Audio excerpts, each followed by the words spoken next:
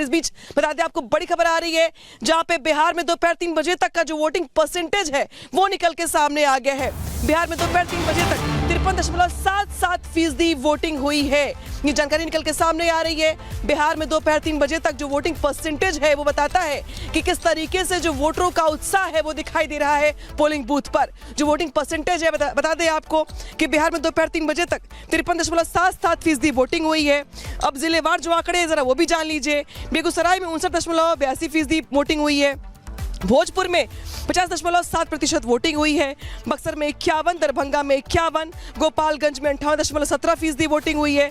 खगड़िया में 54.77, लखीसराय में 57, मुंगेर में 58 और पटना में दोपहर 3 बजे तक 52% वोटिंग हुई है। तो ये जिलेवार आंकड़े हैं बिहार के अलग अलग जिलों के, जहां पर वोटिंग परसेंटेज जो है निकल के सामने आ गया है। यानी अब तक जो वोटिंग परसेंटेज है वो संतोषजनक है और माना यह जा रहा है कि इस बार जो वोटरों का उत्साह है वो खास तौर पर देखने को मिल रहा है बिहार में। हालांकि देखना यह होगा कि नतीजे किसके पक्ष में जाते हैं।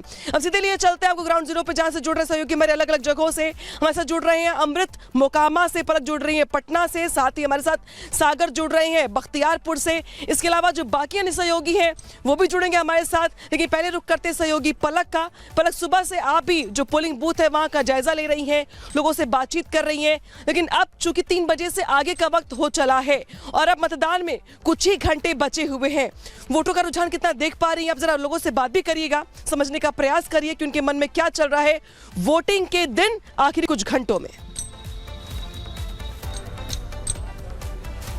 देखिए अनामिका, अगर हम बात करें सुबह और अब में क्या फ़र्क है, देखिए अभी भी यहाँ पर आप देखेंगे लंबी कतार जो है वो लगी हुई है। और एक ट्रांजिशन जो मैं वो दर्शकों को बता दूं कि सुबह जो वोटर्स आ रहे थे वो ओल्ड एज ग्रुप के नज़र आ रहे थे, और अभी जो वोटर्स हम देख रहे हैं जो हमें कतार में नज़र आ रहे हैं वो थोड़ी हम यंग जनरेशन जो है, युवा पीढ़ी जो है वो देख रहे हैं। इनके साथ बातचीत जो है वो हम करते हैं कि क्योंकि देखिए ओल्ड एज ग्रुप की बात करें उनका पेंशन का अलग मुद्दा रहता है, यंग जनरेशन की बात करें, युवा पीढ़ी की बात करें उनका अलग मुद्दा रहता है। तो वोटर से ही जानते हैं कि उनका क्या कुछ मुद्दा है, किस मुद्दे पर वो वोट डाल रहे हैं। शाम में आए हैं वोट डालने? हाँ जी सर, सांझ में आए। तो सुबह सुबह हम देख रहे थे मतलब थोड़ी बूढ़ी आबादी या ओल्ड एज ग्रुप जो है वो आ रहा था। शाम में हम देख रहे युवा ज्यादा आए हैं। शाम में लेट वोटिंग ध्यान है नहीं गिरता है मशीन। किस मुद्दे पर वोट दे रहे हैं? 323 का। किस मुद्दे पर वोट दे रहे हैं? मुद्दा विकास का मुद्दा है, शिक्षा का मुद्दा है, रोजगार का मुद्दा है, पलायन का क्या मुद्दा है? रोजगार का। और यहाँ पर हमारे साथ युवाओं के साथ ही हम जो है वो बातचीत करने की कोशिश करेंगे। क्या नाम है आपका? टिंकू कुमार। टिंकू जी, वोट किस मुद्दे पर दे रहे हैं? पार्टी का नाम नहीं लेना है, मुद्दा बताइए कि बिहार को आने वाले 5 साल में कैसा देखना चाहते हैं, किस मुद्दे पर वोट दे रहे हैं? हम लोग शांति चाहते हैं। शांति चाहते हैं? शांति से लॉ एंड ऑर्डर तो नहीं कह रहे कहीं आप? नहीं, शांति अभी कैसा है, हम लोग 2 बजे 12 बजे रात को घूम रहे हैं, कोई दिक्कत नहीं है।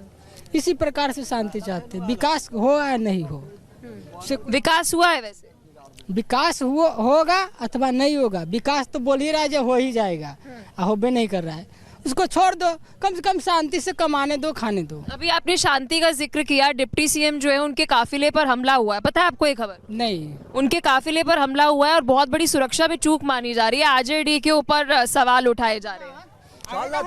नहीं, हम लोग को ये पता नहीं है। तो देखिए यहाँ पर अभी विजय सिन्हा वाले मामले पर वोटर्स को थोड़ी जागरूकता जो है वो नहीं है, लेकिन यहाँ पर अभी शांति का, लॉ एंड ऑर्डर का मुद्दा जो है वो यहाँ पर युवा जो है या फिर कई यंग जनरेशन जो है वो उठा रही है। अमरीक हमारे साथ जुड़े हुए हैं। अमरीक, आप अपडेट दीजिएगा कि अगर हम अलग अलग लोकेशन की बात करें तो वहां पर क्या कुछ अपडेट है। Over to you Amrik.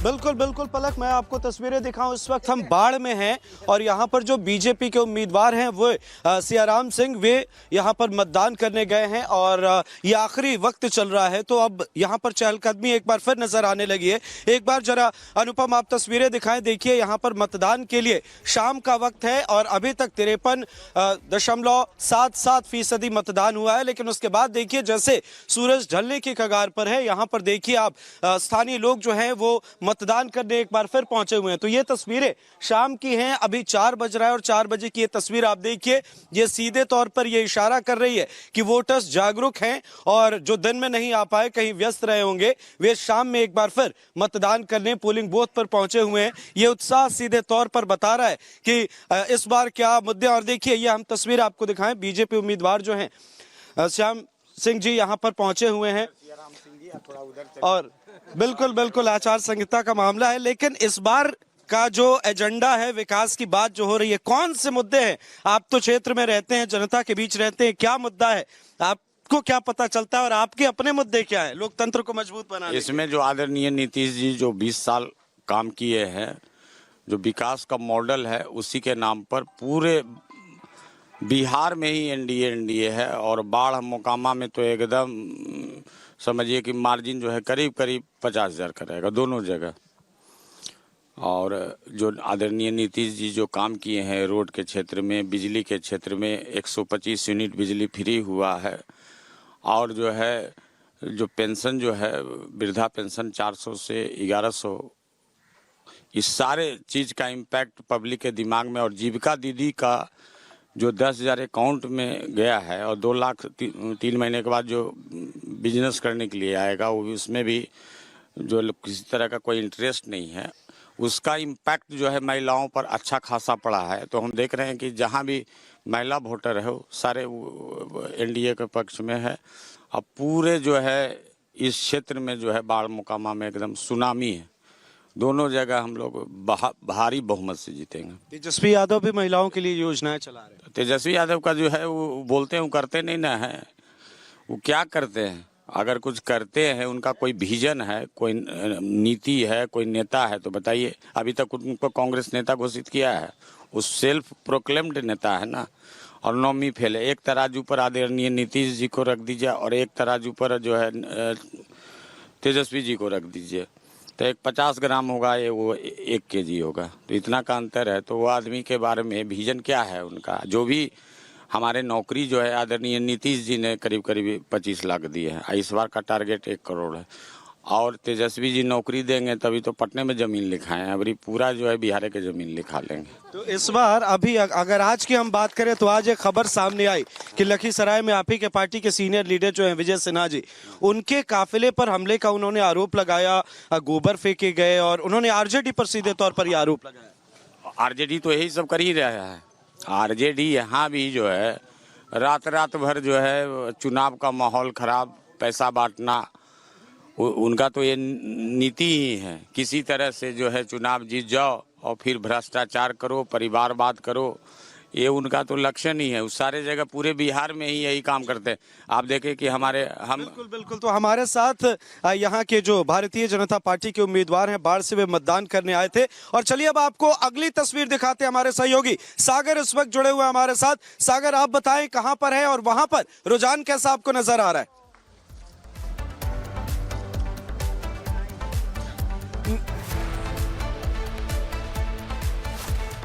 देखिए बिल्कुल, अगर हम बात करें तो लगातार जो तस्वीरें जो यहाँ पर सामने आ रही हैं वोटिंग के प्रतिशत को लेकर, क्योंकि आज जैसे जैसे दिन ये ढल रहा है नेताओं की दिल की धड़कनें भी बढ़ेंगी जब वोटिंग का जो देखिए प्रतिशत है ईवीएम मशीन में कैद हो रहा है। क्योंकि आज के दिन आम जनता अपनी ताकत दिखा रही है और आम जनता की ताकत यही है कि लोकतंत्र के महापर्व में हिस्सा लेकर जिन नेताओं की 5 साल चली, आज देखिए इन भाइयों की आज चल रही है, वोटरों की चल रही है आज के दिन। क्या कुछ कहेंगे भाई, कितना अहम ये चुनाव आपके लिए? आप एक युवा हैं और क्या कुछ मुद्दे आज जहन में आज वोट के दिन यहाँ पर पहुंचते वक्त?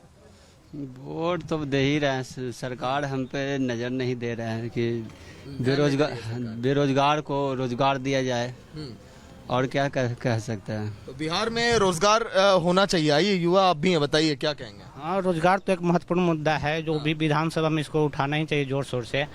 और यहाँ पर जो अभी सरकार है उनको ध्यान देना चाहिए कि एनडीए के रहते ही आप लोग को रोजगार मिल जाएगा या फिर कुछ बदलाव होगा तब मिलेगा? वो तो डिपेंड करता है उनकी सोच पर कि हाँ 20 साल से हैं तो रोजगार दिया जाए कि नहीं दिया जाएगा, उनको 5 साल और मौका दिया जाए। लेकिन हमको रहता, हम लोग T4 का तैयारी करने वाले स्टूडेंट है, जो एनडीए सरकार ने बोली थी 1,20,000 वैकेंसी देंगे और वो बोलकर वो साइलेंट हो गई।